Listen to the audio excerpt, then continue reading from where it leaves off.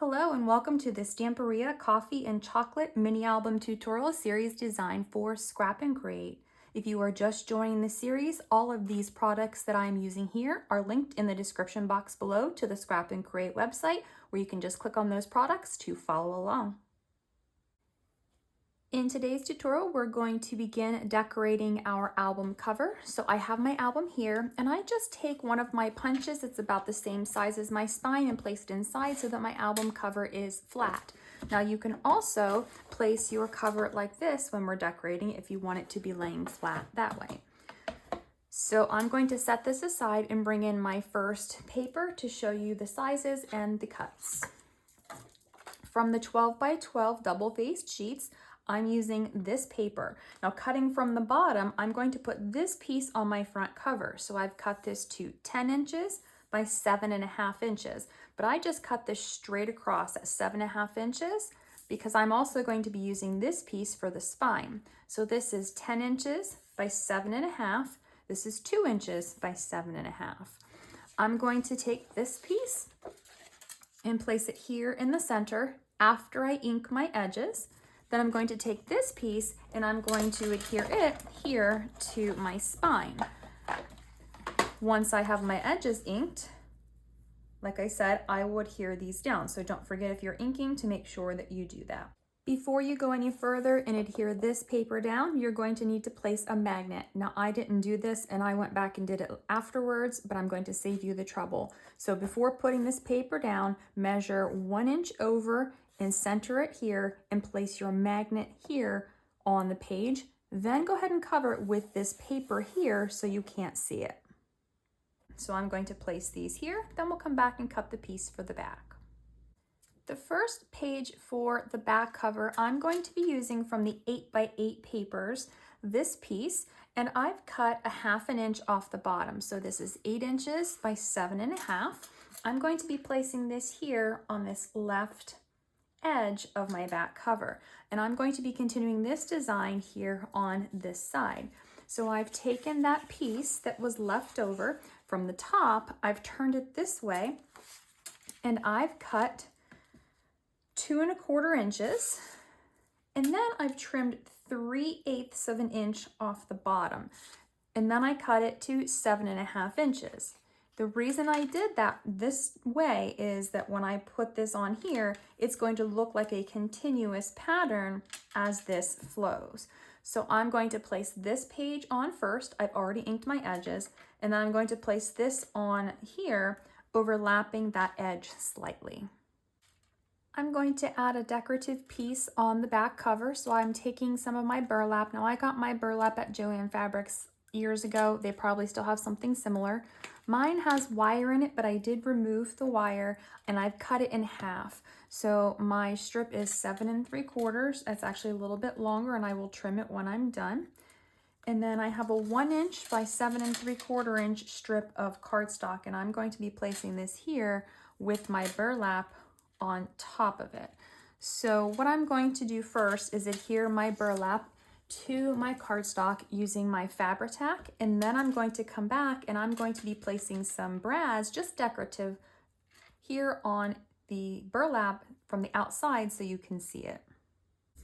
Now that I have my burlap adhered to my cardstock, on the back side I took my centering ruler and I measured and put a dot in the center, 1 3/4, 3.5, 1 3/4, 3.5, and I'm going to pierce these holes so I can place my brads through them. So I'm going to just pierce through all of these, and then I will insert my brads from the front side.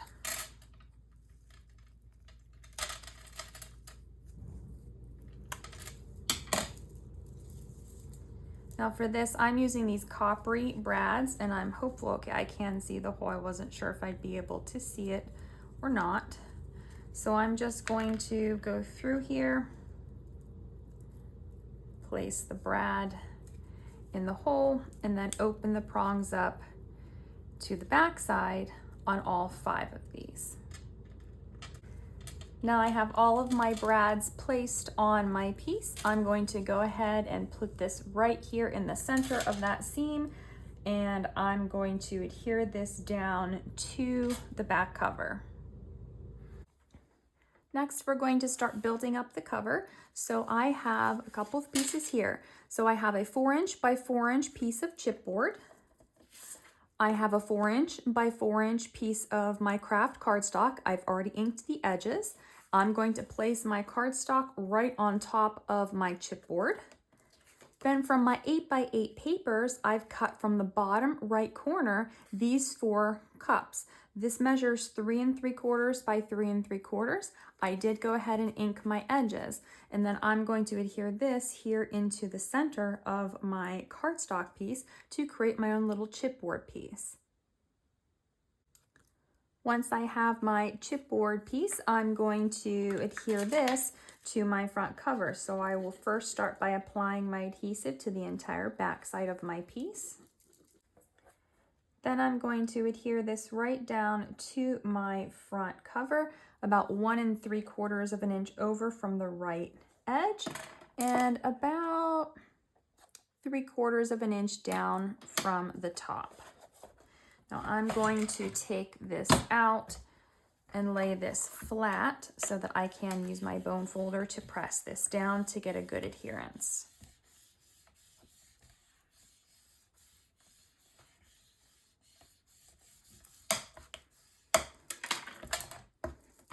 From my die cut assortment, I've got a couple of the pieces that I'm going to place on here. So first I'm going to place this one, and I'm going to place it just below this corner. So it's just slightly covering that tag. I've got the bag of the espresso beans. I'm going to be placing this down here, overlapping my pieces. And then I've got my coffee cup. Actually, I'm going to place the bag up here higher, and then my coffee cup down here lower. And then I've got my little spoon that I'm going to place here. So I'm going to be layering these up. I'm going to start with this piece, then I'm going to add the espresso beans, then I'm going to add the cup, then I'm going to add my spoon. Now right now I have this coffee cup stuck on, but the saucer part is up in the air because it's on top of some other pieces of chipboard. So I'm going to take 2 pieces of my chipboard that I have left over from the cover.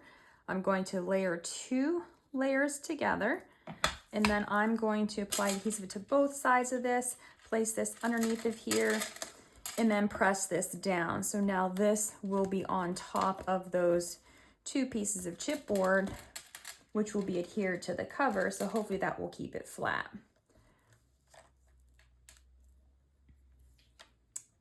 Then this I might end up leaving off, or maybe just placing it over my cup. I haven't decided yet.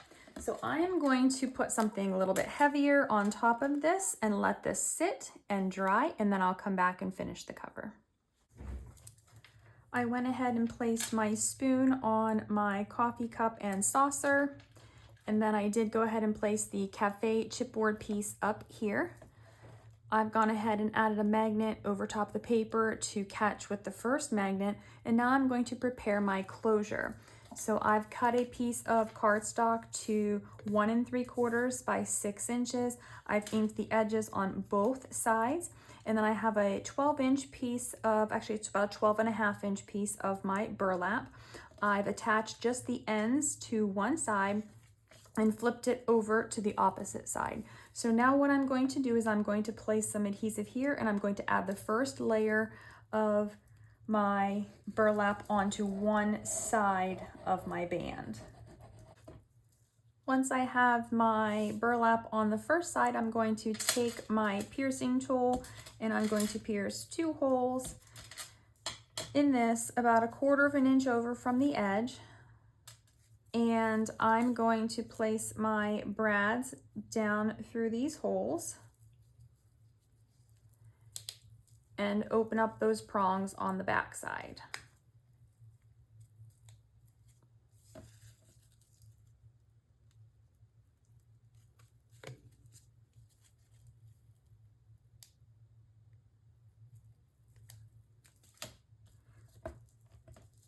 This part is going to go on the back side. This will eventually be covered. I have an X where I'm going to be placing my magnet. So I am going to first peel off the backing of my magnet.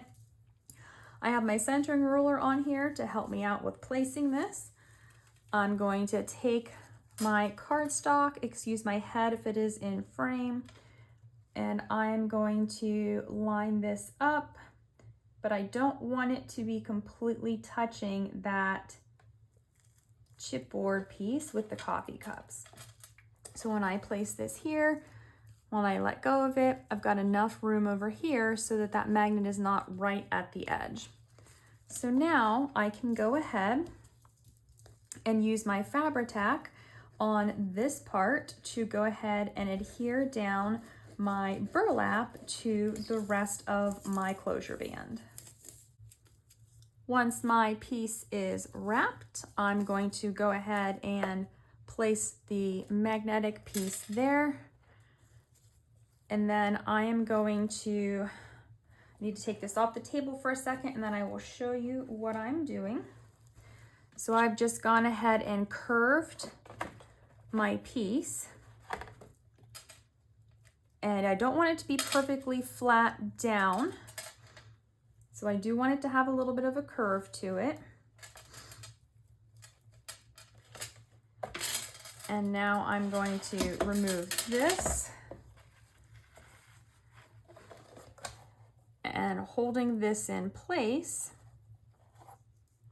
I'm just going to place a line here so I know where this needs to go.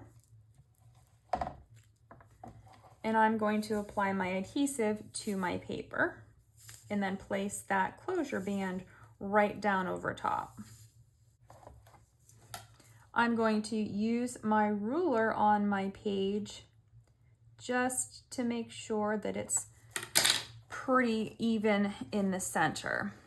Now I'm going to actually take it off of the magnetic piece so that I can lay this flat here. And then I'm just going to press this down so that it adheres really well to my cover. The last piece I'm going to put on is this chipboard piece, and I'm going to place it here on the spine. Now, if you're doing this flat like I am, make sure that it doesn't get adhered to these front covers. It is actually the right size. If I fold it up like this, it's the right size. It will not be a problem because it's going to go end to end. And then when those covers come up to open, like you saw it here, it will lay flat on the surface. So I'm going to adhere this down and then we'll finish the album. So this is it for this tutorial. We are completely finished with decorating the cover. Now, if you want to add more to your book, obviously you can. If you want to add some of maybe the chocolate pieces or other things, you can build some other things up. You can add something here to this closure band if you want to do so, whatever you choose. But I'm going to leave mine as is. We will come back and decorate the inside of the cover once we add our pages in when we are finished decorating those. In the next tutorial, we will begin decorating the inside pages. And if you were just joining the tutorial series, all of the papers and the embellishments from the Stamperia Coffee and Chocolate papers are linked in the description box below to the Scrap and Create website. So you can go ahead and click on those links, purchase your supplies, and follow along. I'll see you in the next tutorial.